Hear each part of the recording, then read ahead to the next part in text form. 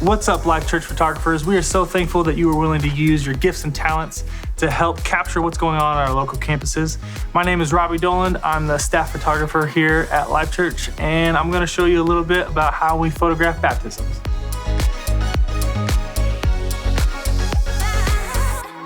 One of my favorite weekends here at Life Church is Baptism Weekend. I love getting to capture people proclaiming their love for Christ through baptism. And then we get to give them a personalized invitation card through the image that we capture that they're gonna be able to share with friends and family that weren't able to make it here, as well as on social media.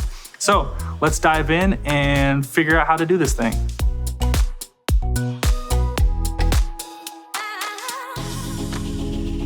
So depending on your campus, you might have the pool on the side or in the middle. And if you have it in the middle, usually lighting is a lot easier because you'll have all the stage lighting available to you, and camera placement is just straight in the middle, so it's quite simple. But we're going to show you, if you do have your pool on the side, how to go about lighting it and putting your camera there. So we'll start with the camera placement, which is right here. I believe everybody has this camera now, and so we are pointing it over to where you can see the stage as well as the people getting baptized. It's only about 2 feet away from the edge of the pool here. Then when it comes to lighting, we'll actually put it right next to the camera. It has a dimmer on here on the back, and we don't want to have that full blast. I'll turn it up all the way so you can see. But when you have it full blast like that, it's going to turn all your subjects extremely white, and it won't look appealing at all. So we're going to turn this all the way to about halfway here, and it'll depend and vary on your campus, so you want to be sure to pay attention to that. Then I do want to address that we have a light up here. This one's actually just for me so that you can see me while we're doing the training video. Another lighting thing that you're going to want to do for the pool is actually to have the lights, at least one, if not two, of the main lights up here. You'll point them towards the pool, and that'll be a light that'll be more of a backlight that'll break your subject apart from your background.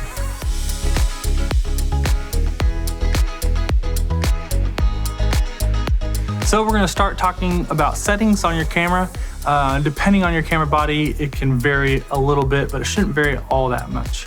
We're going to start with the Canon 1DX, and I'll show you the back of the camera here so you can get an idea of the settings. If you can keep your shutter above 200, you're going to avoid a lot of the motion blur that most people will get within their baptism shots. 250 is actually preferable though. So with your aperture, I have it at 2.8. If you can have it at 2.8 or lower, have a lens that allow you to go lower, that's going to allow a lot more light in, and you'll get a much better shot and be able to keep that shutter higher without having to turn your ISO up. So now we'll talk about the ISO. I'll have it at 1600, and I'll let you know if I change that. If you get it up over 2500, you're gonna have so much grain, it's gonna be hard to actually use. So you wanna try to keep that lower. Then with white balance, we'll just keep that on auto, and everything else should be set and ready to go.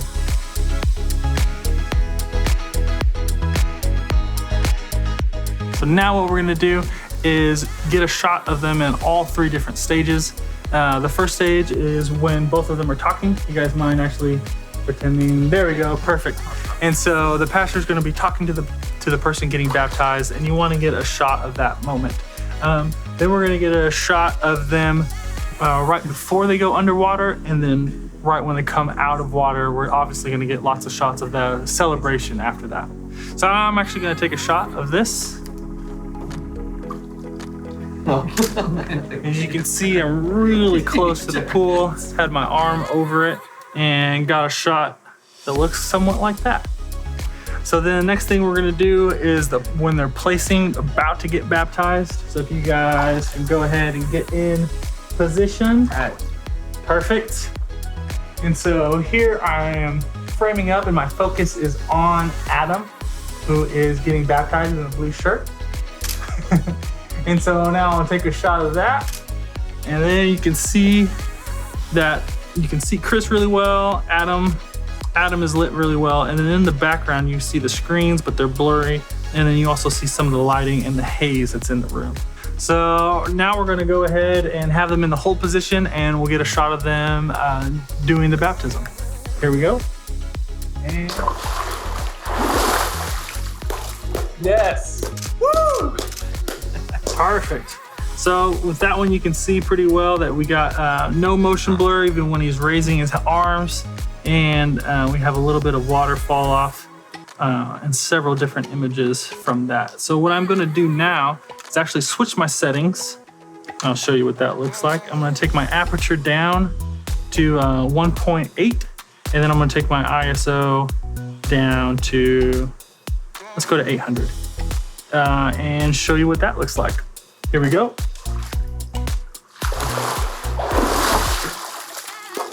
Yeah. Woo. Perfect. So now we have same type of shot, but just a different look, a little bit shallower depth of field.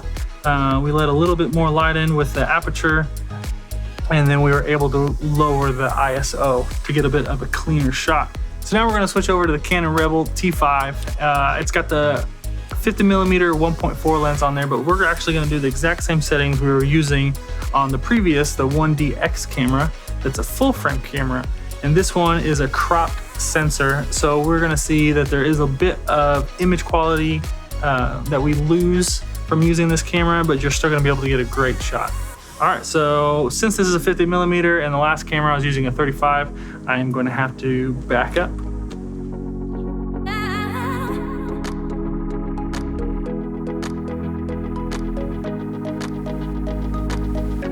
So now you can see in the image right here that we still have really good lighting. The quality, we didn't really lose all that much, and there's just a slight bit of motion blur, but overall, once we post this on social media, it's gonna play really well.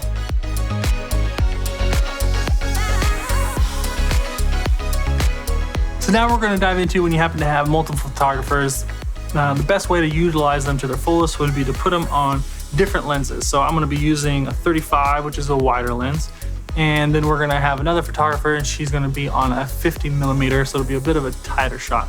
We're also gonna position her in a different area from myself so that we're getting the same moment, but from different angles and with different looks. So this is Maylee, and we're gonna go see what she's up to.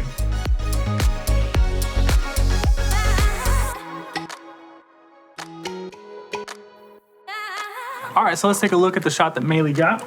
And you can see from this photo that she got an awesome shot, but with her different angle and her different lighting, but just by being in a different location around the pool, she captured that same moment we've been capturing in a totally different way. So if you have multiple photographers, don't keep them all lined up in the same spot. Move some of them around. You can maybe even have two as a safety for the shot with the people facing you, but we definitely want to explore other areas and get artistic with our shots. So now we're going to go ahead and look at the editing side of these photos.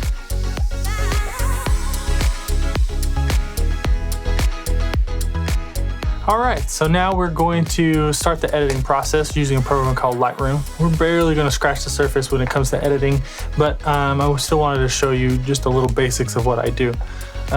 When we look at this image here that we've picked out, it's Adam and Chris.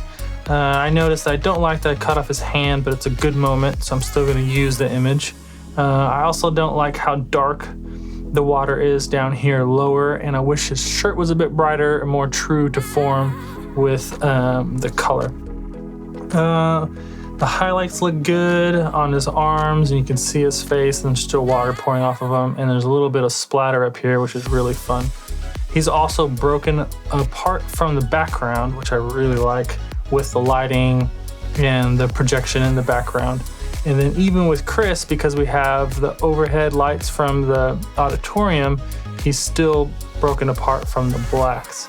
So what we're gonna do is something real simple, is actually just hit the auto button, and then I will bring back that exposure.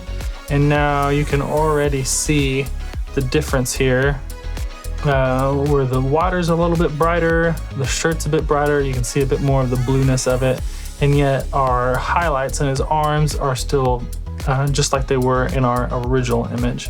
So let me bring that back down. Another thing I like to do is I just want a bit richer of colors. And so I'm gonna bring up the vibrance and then barely bring up saturation.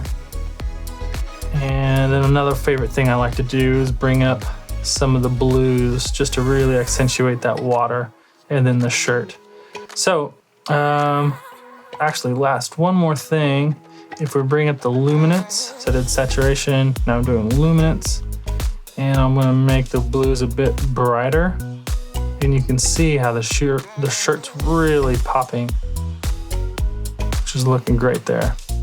So now if we go back so you can see both of them, there's our original image, a little bit dark, and here's the image that we'll be able to post on social media. So hopefully that'll give you a few tips and tricks to quickly edit your images, really bring out the life that's already there, and export them for use.